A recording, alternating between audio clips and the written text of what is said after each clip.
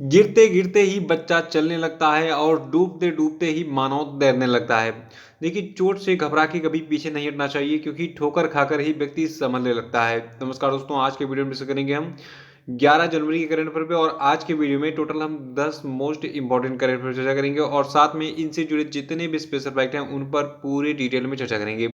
और इस वीडियो के लास्ट में आपसे 5 क्वेश्चन अपडेट पूछाएंगे, और कल के जो क्वेश्चन अपडेट थे उन सभी के आंसर भी बताए जाएंगे। तो शुरू से लास्ट तक वीडियो बने रहिएगा, और इस वीडियो को पूरा देखने के बाद आप इसकी पीडीएफ फाइल भी डाउनलोड कर सकते हैं नीचे डिस्क्रिप्शन बॉक्स में, और हमारे टेलीग्राम चैनल पे दोनों जगहों पे आपको इस वीडियो की पीडीएफ मिल जाएगी। और अगर आप इस चैनल में नए हैं तो चैनल को भी सब्सक्राइब करके बेल आइकन प्रेस कर दीजिएगा, और वीडियो को लाइक और शेयर भी कर दीजिएगा। और देखिए, नीचे डिस्क्रिप्शन बॉक्स में हमारे सभी सोशल मीडिया की लिंक आपको मिल जाएगी, खासतौर से फेसबुक पेज की। तो इसको लाइक कर लीजिए, क्योंकि फेसबुक पेज पे आजकल मैं बहुत सारे अपडेट दे रहा हूँ नौकरी से रिलेटेड। तो उसको लाइक जरूर कर दीजिएगा, डिस्क्रिप्शन बॉक्स में इसकी लिंक मिल जाएगी। देखिए, आज करंट अफेयर का पहला प्रश्न है कि किस तिथि को विश्व हिंदी दिवस के रूप में मनाया जाता है। देखिए, विश्व हिंदू दिवस को मनाते हैं 10 जनवरी को हर साल। देखिए, हिंदी दिवस जो है ये दो होता है। पहला होता है विश्व हिंदी दिवस, और एक नॉर्मल हिंदी दिवस होता है। तो जो आपका विश्व हिंदी दिवस है ये 10 जनवरी को मनाया जाता है, और जो आपका नॉर्मल वाला हिंदी दिवस है ये प्रतिवर्ष 14 सितंबर को मनाया जाता है। दोनों में अंतर जानना बहुत जरूरी है। अंतर नहीं पता रहेगा तो आप एग्जाम में गलती कर देंगे। तो आइए सबसे पहले हम जानते हैं जो आपका विश्व हिंदी दिवस है ये 10 जनवरी को क्यों मनाया जाता है। देखिए, जो पहला विश्व हिंदी सम्मेलन है ये 10 जनवरी 1975 को महाराष्ट्र के नागपुर में आयोजित किया गया था, और इस सम्मेलन में 30 देशों से प्रतिनिधियों ने हिस्सा लिया था। और इस सम्मेलन की स्मृति में भारत सरकार ने 2006 से जो है 10 जनवरी को विश्व हिंदी दिवस के रूप में मनाने का निर्णय लिया था। तो जो आपका ये 10 जनवरी 1975 था, इस समय जो है विश्व हिंदी सम्मेलन, जो पहला विश्व हिंदी सम्मेलन का आयोजन किया गया था, इसीलिए जो है इसकी याद में 2006 से भारत सरकार ने क्या कहा कि हम अब 10 जनवरी को विश्व हिंदी दिवस मनाएंगे। और देखिए, जो आपका भारतीय हिंदी दिवस है, इसका इतिहास क्या है। देखिए, जो आपका भारतीय हिंदी दिवस है ये प्रतिवर्ष 14 सितंबर को मनाया जाता है, क्योंकि 14 सितंबर 1949 को भारत की संविधान सभा ने हिंदी भाषा को भारत की आधिकारिक भाषा का दर्जा दिया था। तो ये दोनों अंतर याद रखेगा कि विश्व हिंदी दिवस 10 जनवरी को और भारतीय हिंदी दिवस 14 सितंबर को मनाया जाता है। दूसरा प्रश्न कि हाल ही में किस राज्य के पूर्व मुख्यमंत्री माधव सिंह सोलंकी का निधन हो गया। तो देखिए, माधव सिंह सोलंकी जो है ये गुजरात के पूर्व मुख्यमंत्री रह चुके थे, और ये कब कब गुजरात के मुख्यमंत्री रहे और कितनी बार रहे, ये सारे फैक्ट मैं आपको बताने जा रहा हूँ, ध्यान सुनिएगा। देखिए, जो आपके माधव सिंह सोलंकी है इनका जन्म हुआ था 30 जुलाई 1927 को, और ये कांग्रेस पार्टी के बहुत ही प्रमुख नेता थे। इन्होंने 3 बार जो है गुजरात के मुख्यमंत्री के रूप में कार्य किया था। और कब कब किया था। देखिए, जो आपके माधव सिंह सोलंकी हैं ये 24 दिसंबर 1976 से 10 अप्रैल 1970 के दौरान पहली बार गुजरात के मुख्यमंत्री बने। इसके बाद फिर ये 7 जून 1980 से लेकर 6 जुलाई 1985 के बीच में दूसरी बार गुजरात के मुख्यमंत्री बने। और फिर उसके बाद 10 दिसंबर 1989 से 4 मार्च 1990 के दौरान ये तीसरी बार गुजरात के मुख्यमंत्री बने थे। तो टोटल 3 बार सीएम रह चुके हैं माधव सिंह सोलंकी, कहाँ के, गुजरात के। और इनके बारे में एक और खास बात है। देखिए, ये 3 बार तो मुख्यमंत्री रहे, फिर इसके बाद ये जो है 21 जून 1991 से 31 मार्च 1992 के बीच में भारत के विदेश मंत्री भी रहे। और इसके अलावा ये 2 बार राज्यसभा के लिए भी चुने गए थे। तो काफ़ी प्रतिष्ठित नेता थे माधव सिंह सोलंकी, और ये 3 बार गुजरात के सीएम थे, और इनका निधन हो गया है, याद रखिएगा। और एक अपडेट है, देखिए जितने भी अभी एग्जाम हो रहे हैं सभी एग्जाम में जो है वार्षिकांक 2020-21 के पीडीएफ से सारे प्रश्न पूछे जा रहे हैं। डेली कमेंट बॉक्स में आप देखते ही होंगे, बहुत सारे लोग कमेंट करके बताते हैं। और अगर आपका भी एग्जाम कोई हुआ है और आपने भी उसमें 100% स्कोर किया, तो कमेंट बॉक्स में जरूर बताया कीजिए, इससे जो और लोग हैं उनको मोटिवेशन मिलता है। तो देखिए, इस पीडीएफ की लिंक डिस्क्रिप्शन बॉक्स में है, वहाँ पे क्लिक कीजिए और इसको जो है तुरंत डाउनलोड करके पूरा पढ़ डालिए, क्योंकि आने वाला समय जो है ये बहुत ही कीमती है। एक कहावत है कि अगर आप समय को बर्बाद करेंगे तो समय आपको बर्बाद कर देगा। तो आप समय को मत बर्बाद कीजिए, तुरंत डाउनलोड कीजिए और इसको पढ़ डालिए, क्योंकि आने वाला पल जाने वाला है, वो आपने गाना सुना होगा ना। तो अभी जो आने वाला पल है वो जाने वाला है, तो उसको पहले से मतलब उसके लिए तैयारी कर लीजिए, क्योंकि अगर वो चला गया तो फिर दोबारा मौका नहीं मिलेगा। तीसरा प्रश्न है कि हाल ही में किस देश ने कोविड-19 से मुकाबला करने के लिए भारत को कुल 2113 करोड़ रुपए की ऋण सहायता प्रदान करने की घोषणा की है।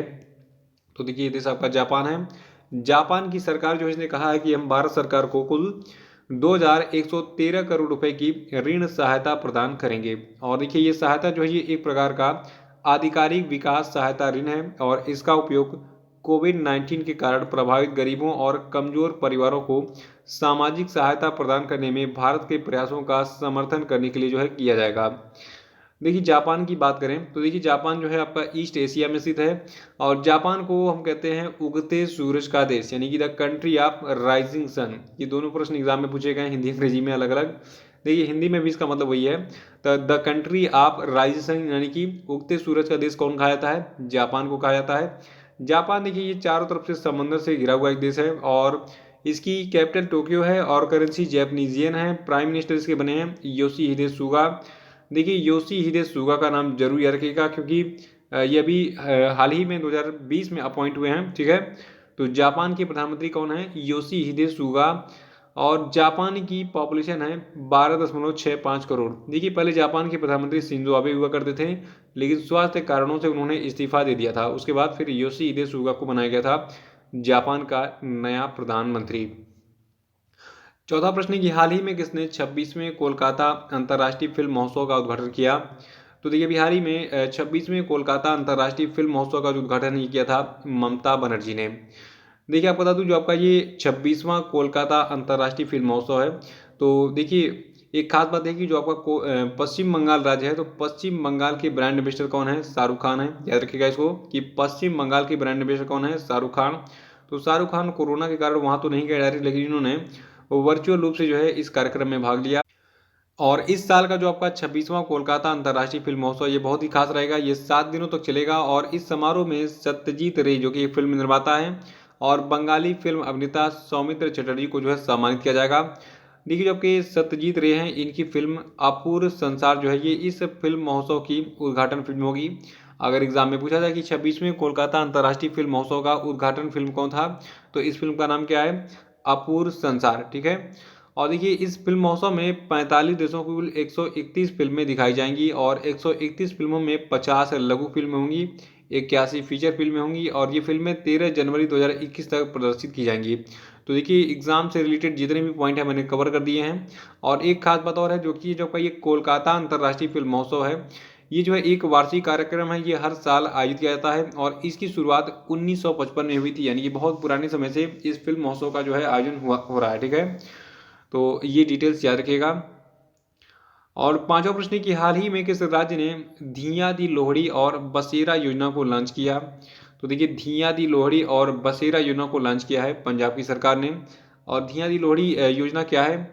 देखिए पंजाब, देखिए आपने एक सॉरी मैं आपको थोड़ा सा डिटेल में बता रहा हूँ, थोड़ा सा समझने की कोशिश कीजिएगा।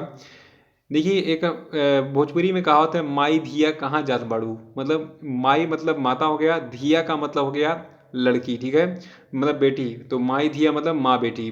तो धिया शब्द यहीं से लिया गया इसमें। तो धिया दी लोहड़ी मतलब हो गया ये योजना जो है ये लड़कियों से संबंधित है। ठीक है, तो थोड़ा सा भोजपुरी भी सीख लीजिए। देखिए पंजाब के जो मुख्यमंत्री हैं कैप्टन अमरिंदर सिंह, ठीक है, इन्होंने पंजाब राज्य के दिया दी लोहड़ी कार्यक्रम के माध्यम से जनवरी माह को बालिकाओं को समर्पित किया। यानी कि जो जनवरी का महीना है 2021 का ये बालिकाओं को समर्पित किया है। और इस समर्पण में इन्होंने जो हाई स्कूल और कॉलेज की छात्राएं हैं इनके लिए मुफ्त सैनिटरी पैड देने की भी घोषणा की।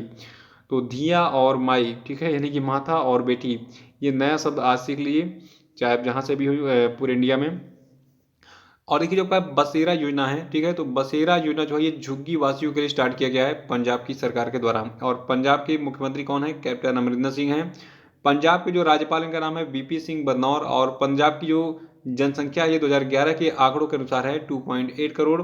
कैपिटल यहाँ की है चंडीगढ़। देखिए चंडीगढ़ जो है पंजाब की राजधानी भी है और हरियाणा की भी राजधानी है। तो एग्जाम में क्या पूछा जाता है कि निम्नलिखित में से कौन दो राज्यों की राजधानी है? तो जो चंडीगढ़ है ये आपका जो है पंजाब की और हरियाणा दोनों की कैपिटल है यानी कि राजधानी है। और ये छठवां प्रश्न है कि शहरी स्थानीय निकाय सुधारों को लागू करने वाला भारत का तीसरा राज्य कौन बन गया है? तो देखिए शहरी स्थानीय निकाय सुधारों को लागू करने वाला तीसरा राज्य बन गया है तेलंगाना। देखिए तेलंगाना जो है मध्य प्रदेश और आंध्र प्रदेश के बाद शहरी स्थानीय निकाय सुधारों को लागू करने वाला भारत का तीसरा राज्य बन गया है। और इसी के साथ अब तेलंगाना जो है ये खुले बाजार उधार के माध्यम से कुल 2,508 करोड़ रुपए के अतिरिक्त वित्तीय संसाधन अब जुटा सकता है, इसको ये अधिकार मिल गया है। और इसी के साथ तेलंगाना जो है ये अब 7,406 करोड़ रुपए की अतिरिक्त उधारी के पात्र भी बन गया है। तो ये अपडेट याद रखिएगा। और देखिए तेलंगाना की बात करें तो इसकी कैपिटल हैदराबाद है। तेलंगाना के राज्यपाल हैं टी सौंदरराजन और यहाँ के मुख्यमंत्री हैं के चंद्रशेखर राव और पॉपुलेशन है यहाँ की 3.52 करोड़। सातवां प्रश्न है कि किस व्यक्ति को ऑल इंडिया फुटबॉल फेडरेशन का पहला उप महासचिव नियुक्त किया गया है। तो देखिए अभी हाल ही में जो आपके अभिषेक यादव हैं, यहाँ पे इनकी फोटो आपको दिख रही है, तो अभिषेक यादव को बनाया गया है ऑल इंडिया फुटबॉल फेडरेशन का पहला उप महासचिव। देखिए जो आपका ऑल इंडिया फुटबॉल फेडरेशन है, इसके बारे में मैं आपको तीन चीज़ें बताऊंगा। इसके अध्यक्ष का नाम, उपाध्यक्ष का नाम और इसके अभी हाल ही में जो नए नियुक्त उप महासचिव हैं इनका नाम। ठीक है, ये तीनों नोट कर लीजिएगा। देखिए जो आपके अभिषेक यादव हैं ये भारत के पूर्व स्ट्राइकर रह चुके हैं फुटबॉल टीम के, और इनको अभी हाल ही में खेल निकाय के द्वारा पदानुक्रम में एक नया पद, देखिए नया पद कौन सा है, उप महासचिव का। ठीक है, तो ये उप महासचिव का नया पद बनाने के बाद ऑल इंडिया फुटबॉल फेडरेशन का पहला उप महासचिव अपॉइंट किया गया है। और इससे पहले देखिए जो आपके अभिषेक यादव हैं ये मुख्य कोच लुइस नार्टन डे मारोस के साथ जो है मिलकर 2017 के अंडर 17 भारतीय विश्व कप टीम के मुख्य परिचालन अधिकारी के रूप में भी काम कर चुके हैं। और ऑल इंडिया फुटबॉल फेडरेशन के बारे में जितने अपडेट दे रहा हूँ नोट कर लीजिएगा। देखिए इसके अध्यक्ष हैं प्रफुल्ल पटेल, उपाध्यक्ष हैं सुब्रत दत्ता और इसकी स्थापना 23 जून 1937 को हुई थी। मुख्यालय इसका दिल्ली के द्वारका में स्थित है और इसके यानी कि ऑल इंडिया फुटबॉल फेडरेशन के जो पहले उप महासचिव बनाए गए हैं इनका नाम है अभिषेक यादव। देखिए फर्स्ट अपॉइंटमेंट और फर्स्ट इवेंट ये दोनों चीज़ें इंपॉर्टेंट होती हैं और निश्चित रूप से एग्जाम में पूछी जाती हैं। तो ये पहला पद है, मतलब ये पद अभी हाल ही में सृजित हुआ है उप महासचिव का, और इस पे पहली बार कौन अपॉइंट हुए, अभिषेक यादव। आठवां प्रश्न है कि हाल ही में स्वास्थ्य और परिवार कल्याण मंत्रालय ने किसके नेतृत्व में राष्ट्रीय परिवार स्वास्थ्य सर्वेक्षण 5 से प्रतिकूल निष्कर्षों का अध्ययन करने के लिए एक तकनीकी विशेषज्ञ समूह का गठन किया है। तो देखिए अभी हाल ही में जो आपकी प्रीति पंत है, ठीक है, इनकी अध्यक्षता में जो है एक विशेषज्ञ समूह का गठन किया गया है स्वास्थ्य और परिवार कल्याण मंत्रालय के द्वारा। किस लिए, राष्ट्रीय परिवार स्वास्थ्य सर्वेक्षण 5 से प्रतिकूल निष्कर्षों का जो है अध्ययन करने के लिए। देखिए जो आपकी ये तकनीकी विशेषज्ञ समूह बनाई गई है, इसमें क्या क्या खास बातें होंगी। देखिए इस विशेषज्ञ समूह में मध्य प्रदेश, छत्तीसगढ़ और कर्नाटक के राज्य कार्यक्रम अधिकारी भी शामिल होंगे। और ये समिति जो है ये राष्ट्रीय परिवार स्वास्थ्य सर्वेक्षण 5 के निष्कर्षों की जांच करेगी और साथ ही एनीमिया, कुपोषण, सी सेक्शन और स्टंटिंग से संबंधित संकेतकों में सुधार करने के लिए नीतियों और कार्रवाई के लिए सुझाव देगी। और ये नवगठित तकनीकी विशेषज्ञ समूह जो है ये नियमित रूप से बैठकें करेगा और जल्द ही अपनी सिफारिशें देगा। नवा प्रश्न की हाल ही में किसके द्वारा हरियाणा के न्यू अटेली से राजस्थान के न्यू किशनगंज तक पहली double stack long haul container train को रवाना किया गया। तो देखिए इस ट्रेन को हरी झंडी दिखाई पीएम मोदी ने। देखिए यहाँ पे दो चीज़ ध्यान दीजिएगा। देखिए हमने क्या बात किया, हरियाणा की न्यू अटेली से और राजस्थान के न्यू किशनगंज तक, ठीक है, जो भारत की पहली double stack long haul container train है। ठीक है, इसको किसने लॉन्च किया, नरेंद्र मोदी ने, जो कि भारत के पीएम हैं। तो एग्जाम में पूछा सकता है कि जो आपका न्यू अटेली प्लेस है ये कहाँ पर स्थित है, ये हरियाणा में है, और न्यू किशनगंज जो है ये आपका राजस्थान में है। इन दोनों स्थानों के बीच में जो भारत की पहली double stack long haul container train है इसको अभी हाल ही में लॉन्च किया गया था। ठीक है, और इस ट्रेन को जो है देखिए पश्चिमी समर्पित फ्रेट कॉरिडोर के 360 किलोमीटर लंबे रेवाड़ी मदारखंड पर चलाया जाएगा। और ये ट्रेन जो है ये 5 किलोमीटर लंबी है, यानी कि बहुत लंबी ट्रेन है। 5 किलोमीटर लंबी ट्रेन बहुत बड़ी ट्रेन हो गई। और 10वां प्रश्न है कि हाल ही में भारतीय रेलवे ने किस राज्य में मिशन शीघ्र का संचालन किया। तो देखिए मिशन शीघ्र का जो संचालन है ये उत्तर प्रदेश में किया गया था अभी हाल ही में, उत्तर प्रदेश के लखनऊ मंडल के द्वारा।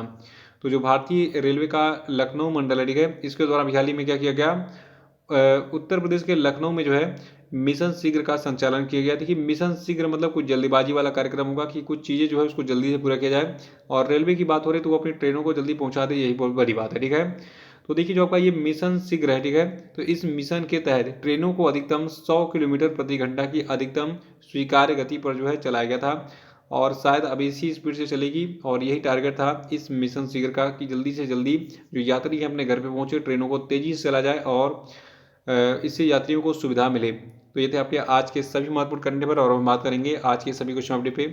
तो अभी देखिए एक काम कर दीजिए, थोड़ा सा वीडियो को लाइक कर दिए और 1000 लाइक तुरंत पहुंचा दिए, सबकी रिस्पॉन्सिबिलिटी है। और इसके लिंक को कॉपी करके शेयर भी कर दीजिएगा। देखिए पहला प्रश्न आपके लिए कि मध्य अफ्रीकी गणराज्य के नए राष्ट्रपति कौन बने हैं, इनका नाम बताइए। देखिए रिवीजन बहुत जरूरी होता है। आप पिछले दिन का करंट अफेयर देखिए, उसको रिवाइज भी करते रहा कीजिए। इससे आपका जो है देखिए कितना भी आप पढ़ लिए, अगर रिवीजन नहीं करते हैं तो फिर वो हमेशा के लिए याद नहीं होता है। तो एक बार पढ़ लिया कीजिए आज के करंट अफेयर को, और जो पिछले दिन का करंट अफेयर है उसको तुरंत देख के रिवाइज कर डालिए। इससे आपका रिफ्रेश हो जाएगा, कभी जिंदगी में नहीं भूलेंगे उसको आप। दूसरा प्रश्न है कि हाल ही में चित्रा घोष का निधन हो गया, उन्हें किस रूप में जाना जाता है, बताइए आंसर इसका। और तीसरा प्रश्न है कि हाल ही में किसके द्वारा वर्चुअल माध्यम से अंतर्राष्ट्रीय अखंड सम्मेलन एडुकॉन 2020 का शुभारंभ किया गया, बताइए। चौथा प्रश्न है कि हाल ही में किस देश ने फतह एक रॉकेट सिस्टम का सफल परीक्षण किया, बताइए। और पांचवा कि हाल ही में कौन से भारतीय अमेरिकी व्यक्ति अमेरिकी सेना के पहले CIO बने, बताइए। और अब हम बात करेंगे करके जितने भी क्वेश्चन अपडेट पूछे गए थे उनके सही उत्तर क्या क्या है। देखिए कल क्वेश्चन अपडेट का पहला प्रश्न था कि प्रवासी भारतीय दिवस किस दिन मनाता है, तो ये मनाता है 9 जनवरी को हर साल। और दूसरा था कि हाल ही में किस व्यक्ति को गुवाहाटी उच्च न्यायालय का नया मुख्य न्यायाधीश बनाया गया है, तो देखिए इनका नाम है सुधांशु धूलिया। और तीसरा था कि सिक्किम उच्च न्यायालय के नए मुख्य न्यायाधीश कौन बने, तो देखिए व्यक्ति आपके हैं JK माहेश्वरी। और चौथा था कि राइट अंडर योर नोज शीर्षक उपन्यास को किसने लिखा है, तो उसको लिखा है R गिरिधरन ने। और पांचवा था केंद्र सरकार ने लद्दाख में सिंधु नदी पर 144 मेगावाट की कितने जल विद्युत परियोजनाओं को मंजूरी दी है, तो देखिए इन जल विद्युत परियोजनाओं की संख्या 8 है। और इनके बारे में अगर डिटेल में जानना है तो परसों का वीडियो देखिए, उसको रिवाइज कर डालिएगा। और तुरंत फटाफट वीडियो को लाइक कर दीजिए और इसके लिंक को कॉपी कीजिए और अपने फेसबुक पेज पे और अपने व्हाट्सएप स्टेटस पे शेयर कर दीजिए, ताकि और भी स्टूडेंट से जुड़ के इससे लाभ ले सकें। और चैनल को सब्सक्राइब जरूर कर लीजिएगा अगर आप नए हैं चैनल पे। और हमारे सोशल मीडिया की जितने लिंक दिख रही है डिस्क्रिप्शन बॉक्स में, वहाँ पे क्लिक कीजिए, इनको ज्वाइन कर लीजिए। खास तौर से देखिए हमारा जो फेसबुक पेज है, देखिए पुराना वाला मेरा फेसबुक अकाउंट किसी ने हैक कर लिया है। तो आजकल बहुत कंपटीशन चल रहा है, लोग कुछ नहीं कर पा रहे हैं तो हैक करना स्टार्ट कर दे रहे हैं। तो अभी नया वाला पेज जो मैंने बनाया इसके लिंक डिस्क्रिप्शन बॉक्स में, वहाँ पे क्लिक कीजिए और इसको ज्वाइन कर लीजिए। तो इसी के साथ बहुत बहुत धन्यवाद। Thank you and have a nice day.